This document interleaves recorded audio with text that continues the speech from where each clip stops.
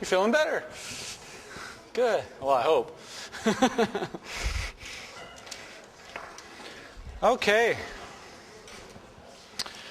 Today, in the first just bit of the lecture, I'm going to wrap up chapter 14. A few little points I haven't emphasized enough or reiterate from last time. Show some cool demos as we I teach those and review, and then questions, and go over what you know what review means. Okay. At the end last time, I started Bernoulli's principle. So I want to finish that first, some more. Bernoulli's principle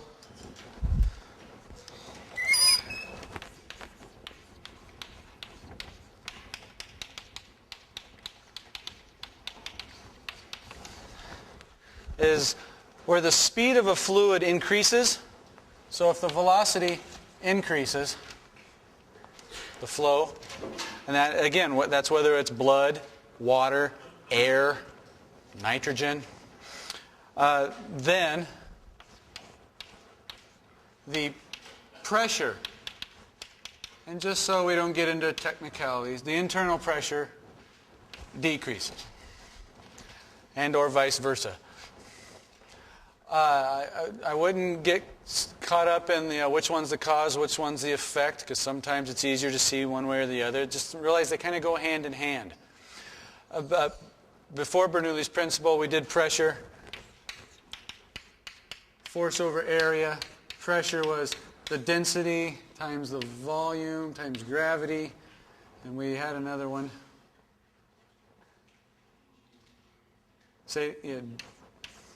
DGH, thank you. These are when it's static. The fluid is not moving, it's at rest. This is when it's moving.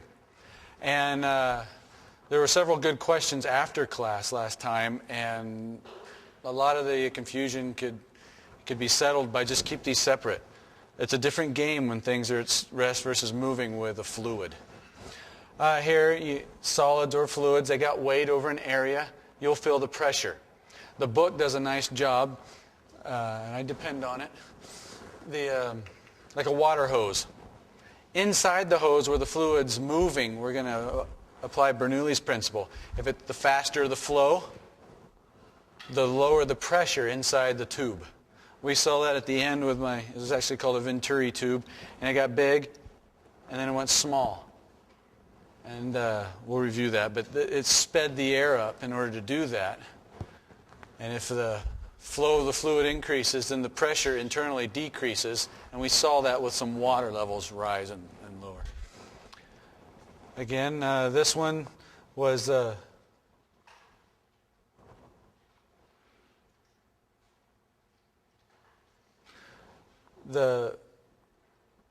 doesn't look right.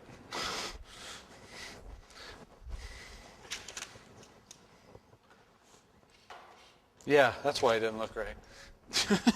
Duh. That's the buoyant force. Not the pressure. Sorry. What we dealt with was if you have it's not moving and you go the depth. Depends on the height, how much you have above you or how deep you are, whichever way you want to look at it. But those are not moving. This is. Yes?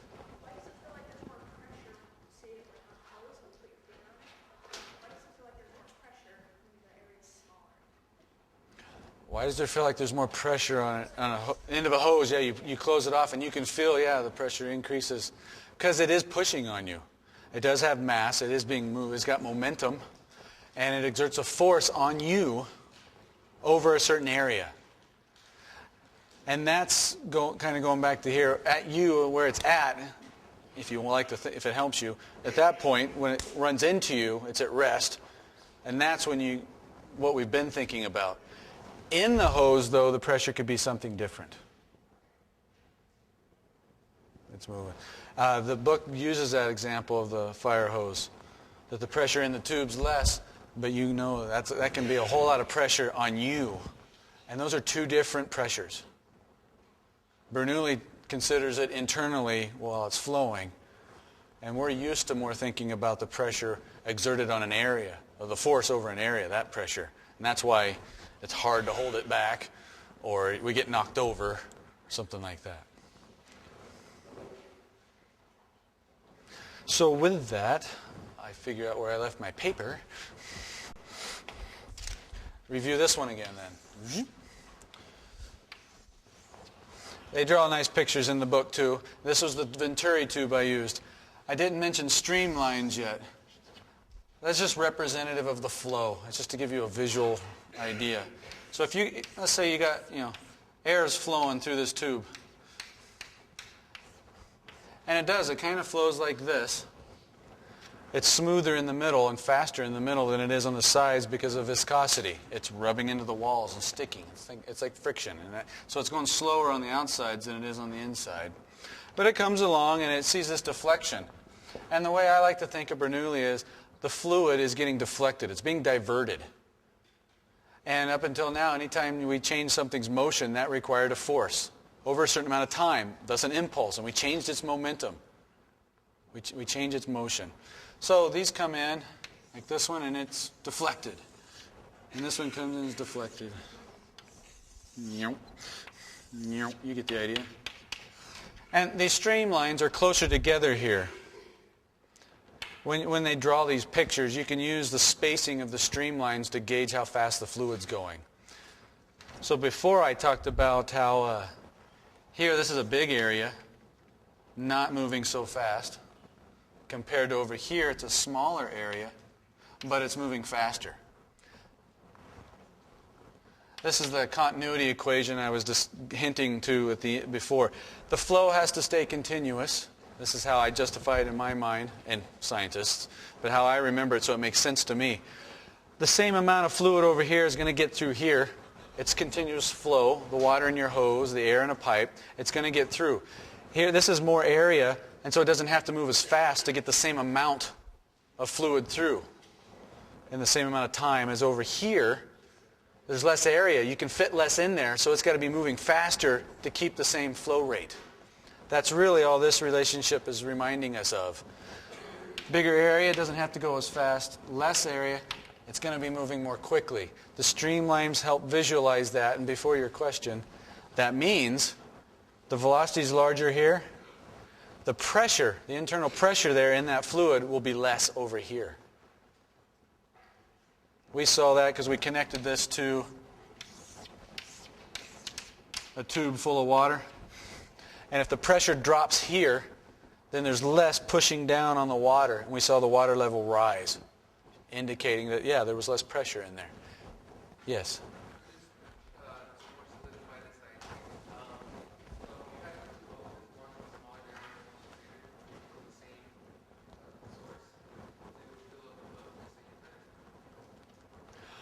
If you had two hoses, if they were separate hoses, not necessarily. Yeah, one little hose and one big hose. If the source is the same and it's pushing, it can only exert so much. No, it's not a guarantee that this one's going to be going faster than that one. So independently, they're separate. But when you change, the same fluid goes to smaller and then gets back to bigger. We know we're dealing with the same amount. And there the flow has to be continuous. And so we can from that definitively say that, yeah, it speeds up here, the pressure drops, and vice versa.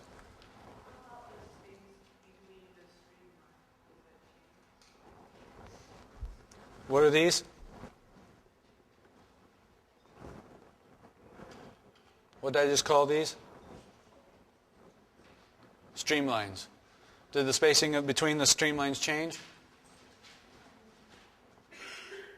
I'm waiting for a response. Yes or no? Oh, okay.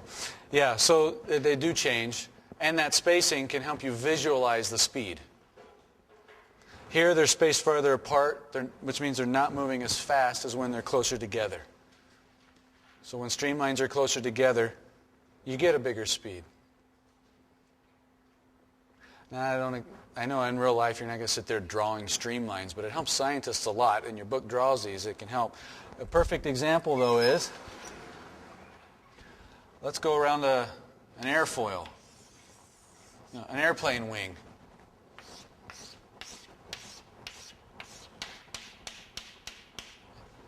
You got some airflow coming in at a certain velocity. The wing deflects it. These will, they head over. This one's doesn't run in. This one, what's it do? It kind of has to split and go one way or the other, and it kind of gets smushed against this. And this one, and this one. This one a little less. This one comes over, runs into those, and you get this general deflection down. You can see the streamlines are closer together here. That alone tells me, the fluid's moving faster right here over the top of the surface than it is below. And where the velocity of the fluid increases, so does the internal pressure. And so the pressure here is less than the pressure here. You have a pressure difference, and that's when we notice things. We don't notice atmospheric pressure until we suck the air out of the bag, and you can't move. But a difference in pressure, then we get a force, and that's a lift force. And that's what holds a wing up. A difference in pressure times an area. Pressure times area is a force. If we have a difference in pressure over that area, you get a force. That's where lift comes in. And balls can do the same thing. You can get them to spin and things if it's coming in. You might get this one to go like this, and this one like this, and this one a little bit, and that one probably not affected much. So over here you don't get much of a deflection, but you can see here they get a little smushed together, and the pressure drops there. If this ball is spinning, like a curved ball, golf ball, tennis ball, then you can drag, let's say it's spinning this way, you can drag some of these lines around with it because of friction with the surface, and you'll end up with them deflected a little bit this way. And now you get kind of a lift force, and you can cause the ball to move sideways. That's a curved ball. Or top spin, back spin. It's all because of these. You can visualize it with these streamlines, and I find that useful. Let's do some of the examples of that. The classic, my favorite, is this. I'll come around.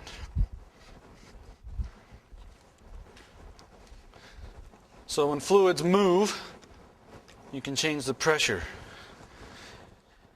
And usually that pressure changes when the fluid is deflected somehow and the speed changes. Because you guys hopefully agree now that it takes an impulse or a force to change that motion and direction. You got to apply something on it. You're going to change its motion, change its velocity. You change its velocity in a fluid, you change the pressure. And if it's enough, over that pressure times an area, you can get enough force to hold things up. Get some lift or curveballs. Here's an example.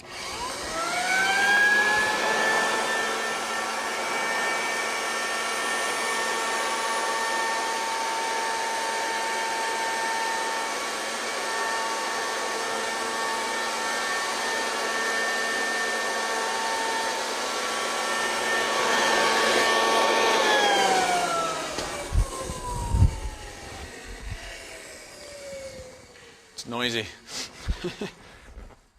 So the air goes around it, like I drew with this sphere, and it deflects.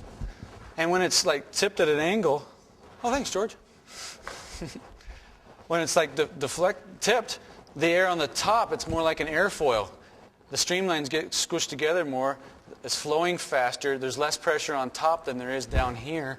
And the difference in pressure provides it lift, and it doesn't fall. And it stays in the airstream too, because whenever it starts trying to go out of the airstream where the pressure's higher, it pushes it back in. If you practice, you can, amaze your kids or nephews and nieces. And it doesn't just stay up because of halitosis. It's the airstream, there's lower pressure. Let's do it this way. You can hold this one up.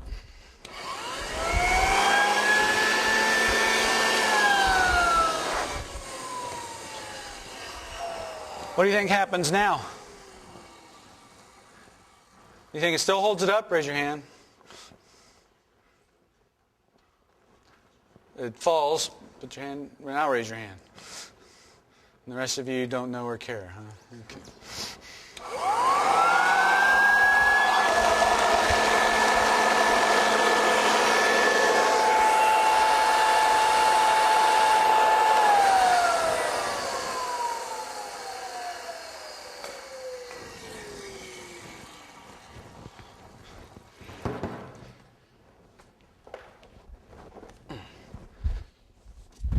This is the continuity equation.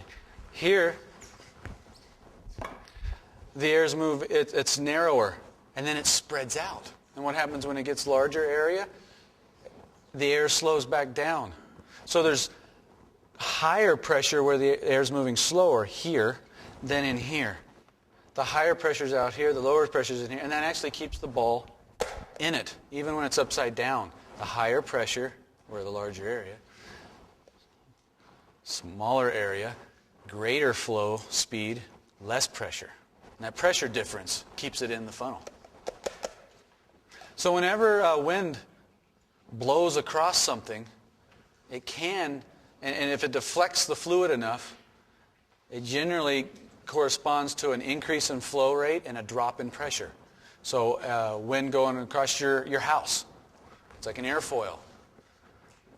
Helicopter wings, frisbees, groundhog hills. They can dig.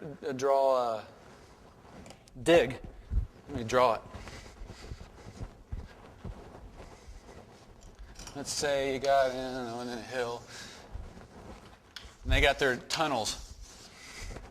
If the wind's blowing up here, it gets deflected. Less pressure here than here, and the pressure difference can create a current through here to cool them down. Then you can get an airflow through it.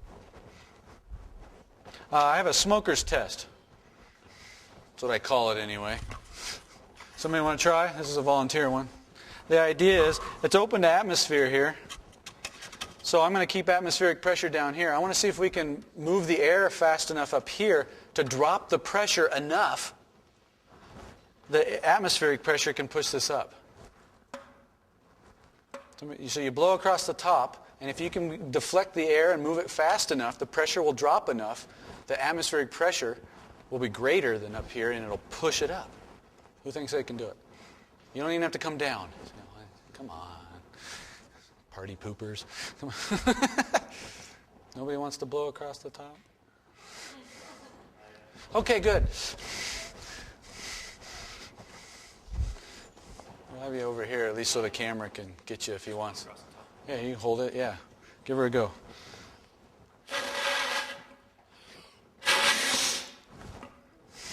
Very good.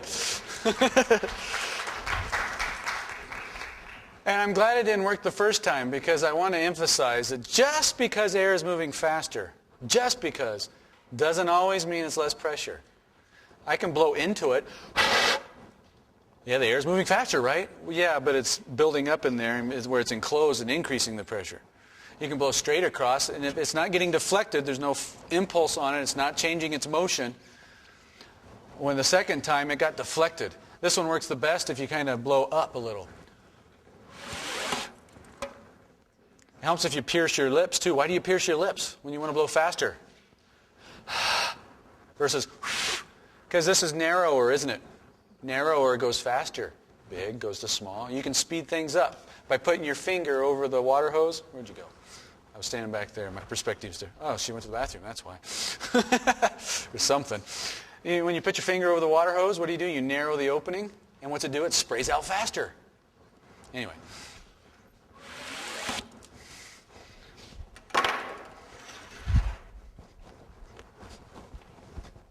Here's a fun one.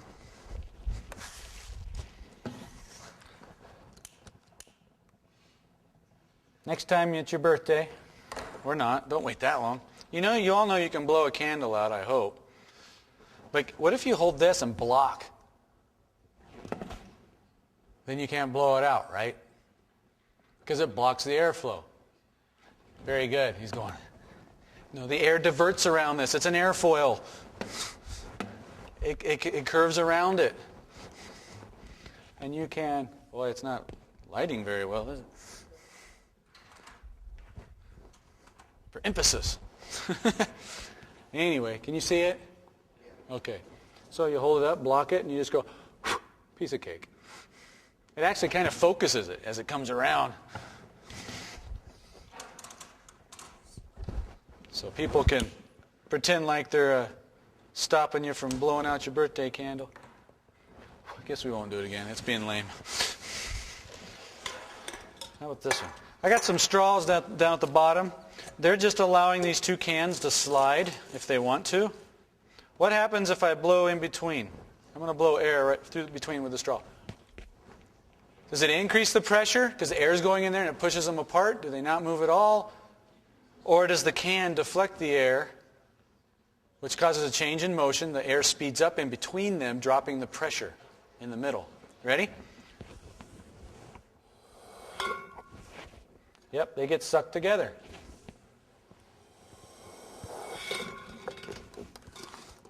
You saw it come together first. Yeah, they get sucked together because the airflow is speeding up because it's being deflected. You can think of this as Newton's third law too. Bernoulli's principle and Newton's third law go hand in hand. They're two ways of doing the same thing. If this deflects air that way, it exerts a force on the air that way. What's the air do? It pushes back, equal and opposite force on the can that way. You can think of lift with Newton's third law just as well.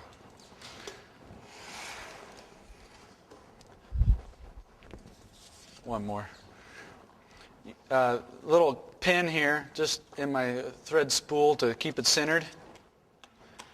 I can pull air and lower the pressure in my mouth, and the atmospheric pressure holds it up. But I can also blow air out.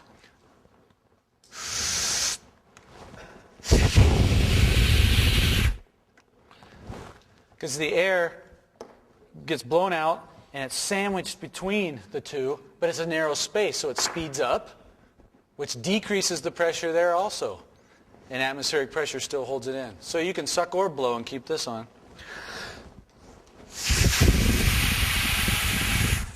Until you run out of air.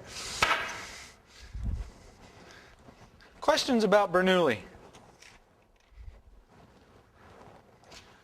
I thought I'd bore you with some equations, but I'm not going to. If you're curious, I briefly mentioned last time, Bernoulli's equation, there's like an equation it's like conservation of energy.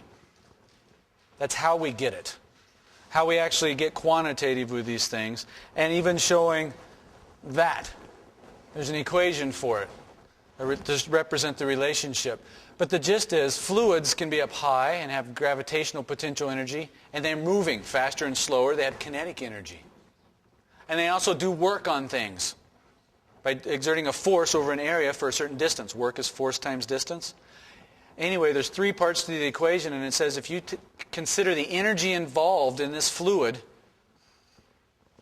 by potential, kinetic, and work, and you add them all up, that has to stay a constant along a streamline anywhere inside something. And just like we did before on like the loop-de-loop or a roller coaster, the potential total energy is always the same. It's the same for a fluid. If you take a little parcel of fluid and follow it along, its total energy always has to stay the same. Bernoulli's equation just rewrites the equations a little bit so they're in terms of pressure instead of energy. But that's how they get it. I think that's kind of cool. So I won't bore you with the math, but if you want to know, I'll show you. Okay. Your book did mention something about Boyle's law related to atmospheric pressure. So to help review atmospheric pressure and Boyle's law, got a couple demos. And then you guys start thinking of your questions for everything. Here's a balloon. Nifty bell jar. We're going to hook it up, which I haven't done yet. Start thinking. If I lower the pressure inside the bell jar, I'm going to remove air. What happens to the density inside the bell jar? The density of the air inside the bell jar. It's less air, so the density decreases. Good.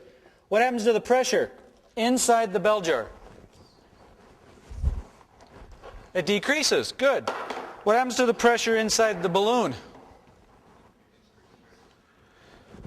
Careful.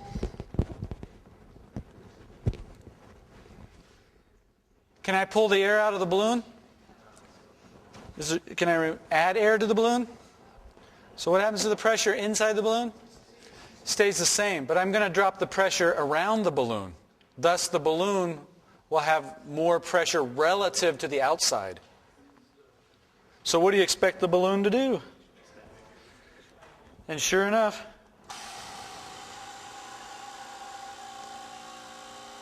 Boyle's law, that's the name of it, guy's name, said that pressure and volume are related if you keep it at the same temperature.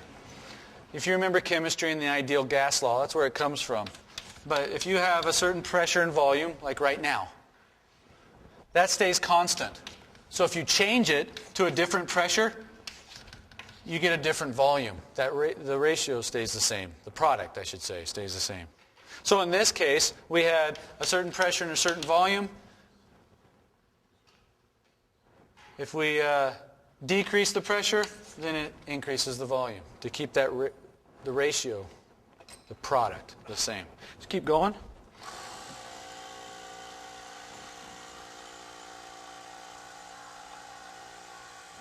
And this is what happens to scuba divers when they come up too fast. If you got any air trapped in your bloodstream, what happens when you rise back up in the water? Does the pressure increase or decrease on you as you come back up? Decreases, because you have less water above you, so there's less pressure on you. That's like this. So what does the bubble inside your bloodstream do? And if it does that too quickly, or too big, and it gets into your brain, you have a stroke. Yeah. So you need to come up slowly. Yeah. Inside the balloon, the pressure is the same because we can't remove yes. The air you can't add more air or decrease more air. The density changes because as it expands, the same amount of matter of air molecules are now taking up a bigger space. So it becomes less dense. But there's the same amount of molecules in there pushing on the inside.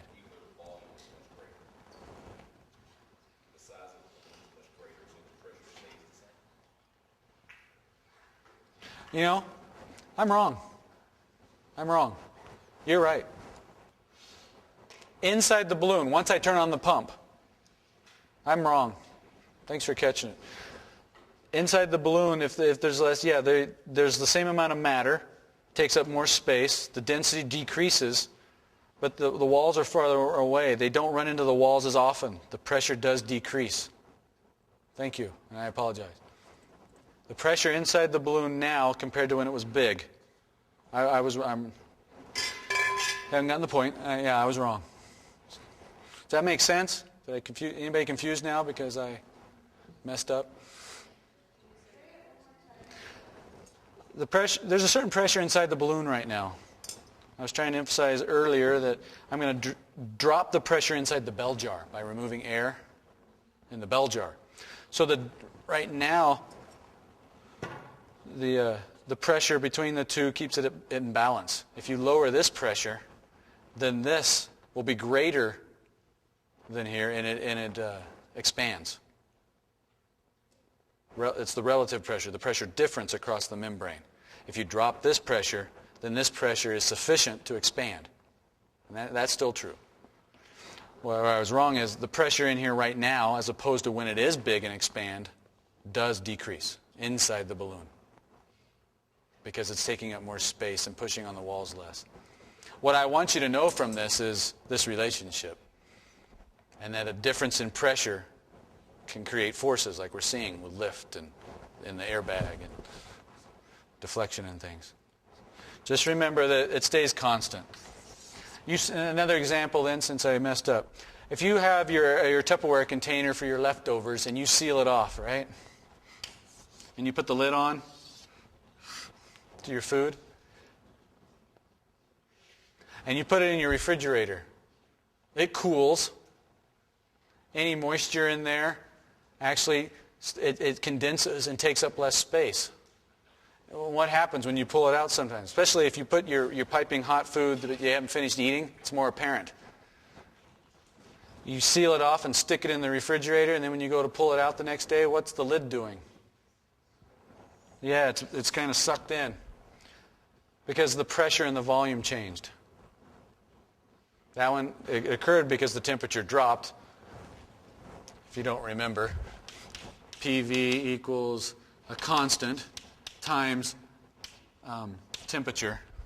So temperature is involved in the ideal gas law as well. But relating to this, the volume decreased. And if the volume decreases, the pressure went up. And anyway, that game. That's what I want you to know out of this. Here's a more fun one. What's shaving cream made out of?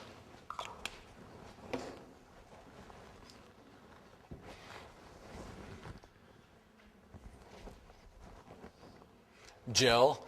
But most of it's air, trapped in little pockets and cells. So it's like a bunch of little balloons.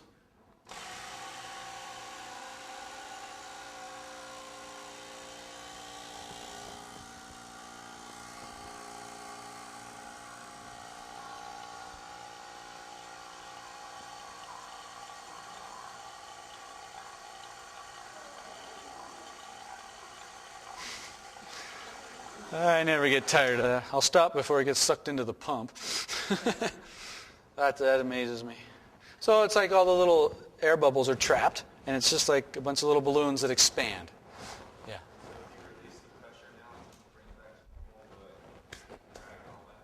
You ready? 1. I like doing this one fast. 2, 3. This is another one that takes me a while to clean up. You guys are worth it, though. Not exactly the same, because many of those cell walls just got ruptured in the process. Like marshmallows. Marshmallows do the same thing, but it never returns right completely back to the way it was. But they will expand. Smells good, though.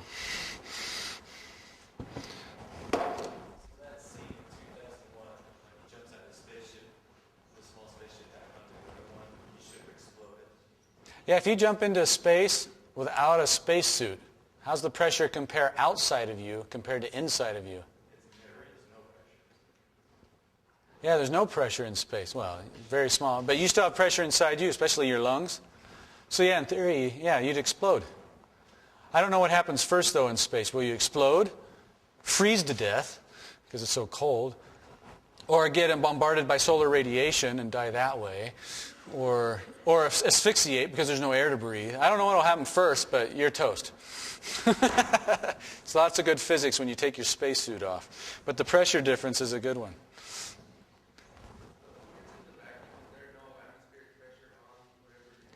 Is there atmospheric pressure inside the bell jar? Less and less and less and less. What I'm doing is lowering it because I'm pulling air out. And the more I pump on it, the more air I pull out. And eventually, if the pump's good enough, you can get rid of all of it. That'd be a perfect vacuum. This pump is not that good, but it's good.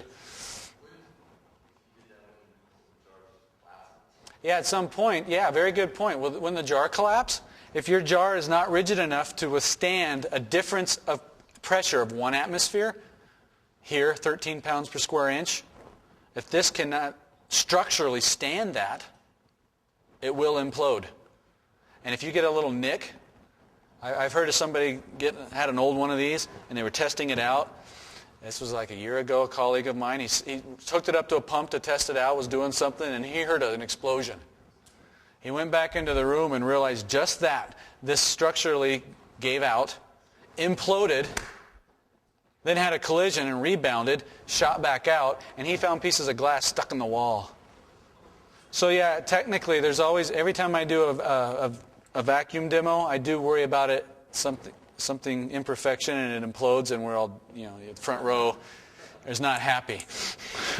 So I do, when I watch this, for example, I will not use anything rough. I'm going to use a very soft, no scouring pads, because I don't want to induce any additional scratches. But yeah, anytime you pump on something and get a pressure difference, it has to be able to withstand that. And it's the pressure difference times the area is what determines what force it needs to be able to withhold. Let's start going into review. What questions do you guys have? I finished the test last night. Haven't made copies. I can look at stuff. But I bet you guys have some.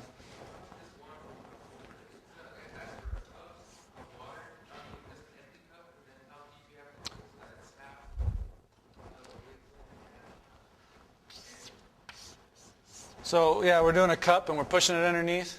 And as it goes underneath, there's still some air trapped, right? And they want to know, what was it? How far do you have to put it underneath so that this volume, as it goes under, gets cut in half? And you think the answer is? Okay. 10.3 is meters. 10.3 meters of... Remember our long straw? That's 1 atmosphere. If you had a column of water...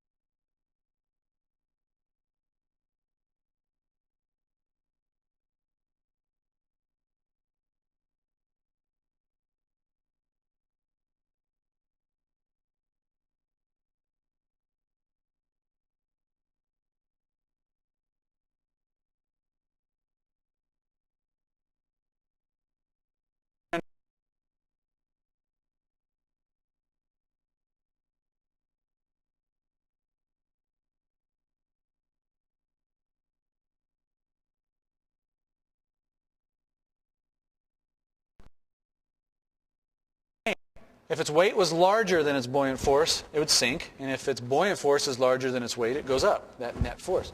If they're balanced, it's neutrally buoyant and going along. So most of the time, the purpose of a submarine, it's doing that, like a fish. And so it's neutrally buoyant. Now let's think back to what you learned. In water, things that are more dense than water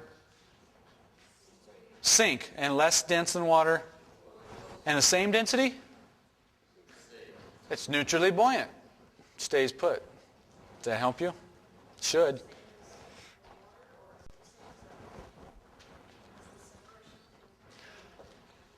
If the density of the submarine as a whole was the same density as water, would it sink or float? It would stay the same. It would be neutrally buoyant. It wouldn't sink. It wouldn't float. It would stay put. It would have to make its density less than water to come back up by taking air on. Well, actually, it gets rid of water, which means it's more full of air, less dense, and vice versa. If it takes more water on, it's getting more dense and heavier, and it sinks.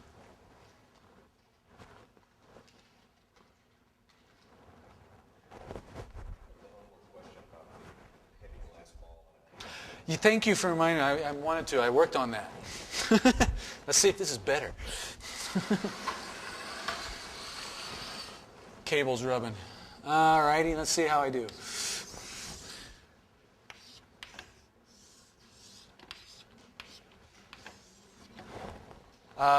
Basically, it's a boat with a payload, and it's right. And it says when you throw this overboard, does the water level go up, the same, or down? If you look at just the boat, it has a certain weight.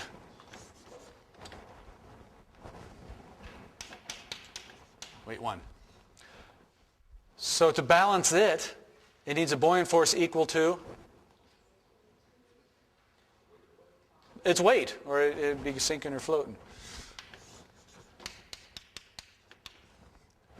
So they're balanced because and it displaces enough water, less water than the volume of the boat. Do you see that? But it displaces a volume of water, and that weighs so much, that determines that buoyant force. To be floating, the buoyant force has to equal the weight of the boat. So it's displacing water that's equal to the weight of the boat. Do you see that?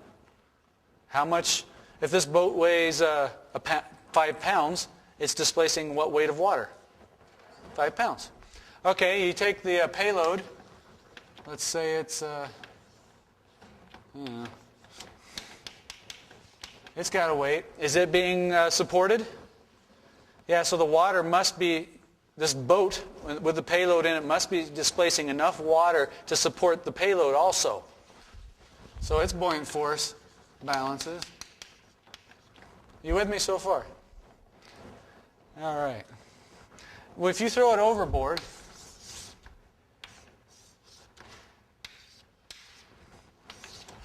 it sinks. This doesn't change. The boat alone. Just do the weight of the boat. That's still there. You can't change this guy's weight. What changes is he's not being supported anymore. He's not floating. So the buoyant force is less on him. Because he sunk. He's resting on the bottom, so his weight must be larger than the buoyant force acting on him. Correct? So the total buoyant force acting on the water now is not as much as it was before. So it doesn't need to displace as much water to support these two things in the second condition. So the water level actually goes down because it doesn't need to displace as much water. When he's in the boat, it in the boat has to support his whole weight. When he's overboard, though, he sinks. The water is not supporting his whole weight. There's less buoyant force. So when the payload's in the boat, you can spread his mass over a large volume and get it to displace more than just his volume alone. Not in the boat. Would you talk about comparing the water level on the boat with situation one where you put the ball offshore? Oh. Situation two where you throw the water ball, where you throw the big payload into the water and it sits down. So do you want me to take this and instead of throwing it overboard, take it out? And put it on shore. Okay. How much water level is case one and case two? That's still the same. Do the boat, but we got the ball over here now. So this is not supporting the ball at all, right? The ball is not helping its weight or its volume or anything. Is not causing any water to be displaced. So the total buoyant force the water is supporting, the buoyant force is related to the weight of the displaced water. This is the least of the three so far. Do you agree? So it displaces the least amount of water, and the water level should be even further down than this one. So this, it would be the highest. This one would come down a little more, and this one would come down even more. Because he's not even in the water causing any displacement.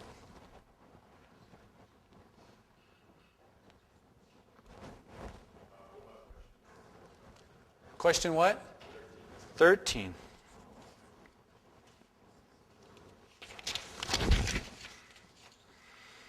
A liter-sized block of ordinary wood floats in water. The amount of water displaced is?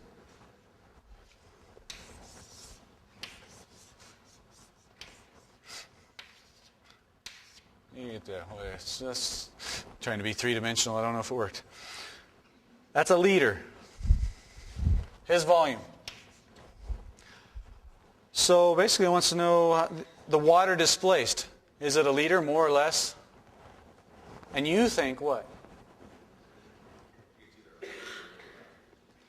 I can't hear you. A liter or less. Okay.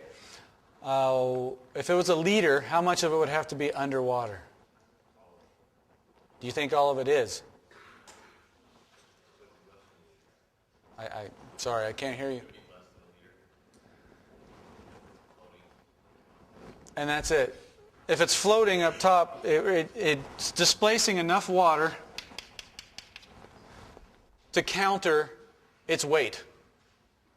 It only needs to displace a weight of water equal to its weight. And we're just taking common knowledge here that most woods float, and so it's not completely submerged. If it's not completely submerged, it does not displace its entire volume. So it'd be less than that. Does that make sense?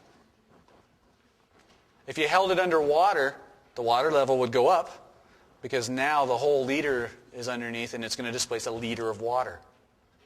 And a liter of water weighs a lot more than this, so the buoyant force just increased. It's more than it needs, and the thing will rise back up. Yeah.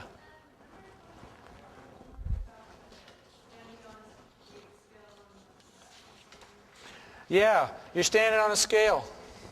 I love this question. I asked it in class too.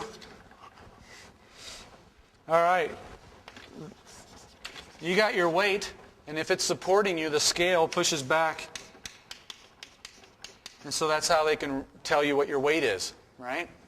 So now it says, what if all of a sudden you, or wiggle your nose, I don't know what area you're in. I like Bewitched better. And the air's gone. Poof. Is that going to matter? Does that change the scale reading?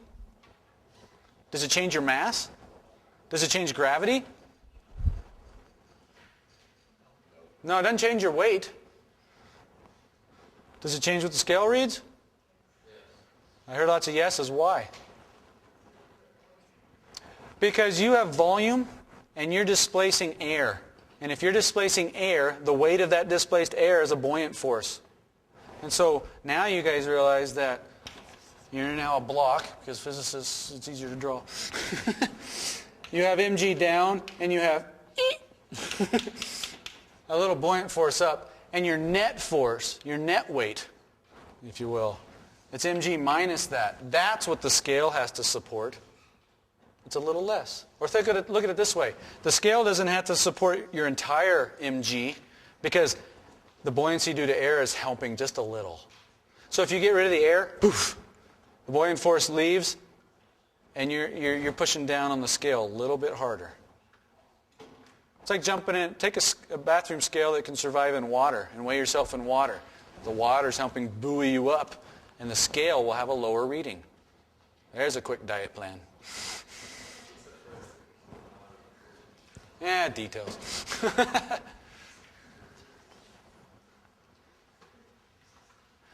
Anything else really bugging you? Not, you're free to go. We'll have our test Monday then.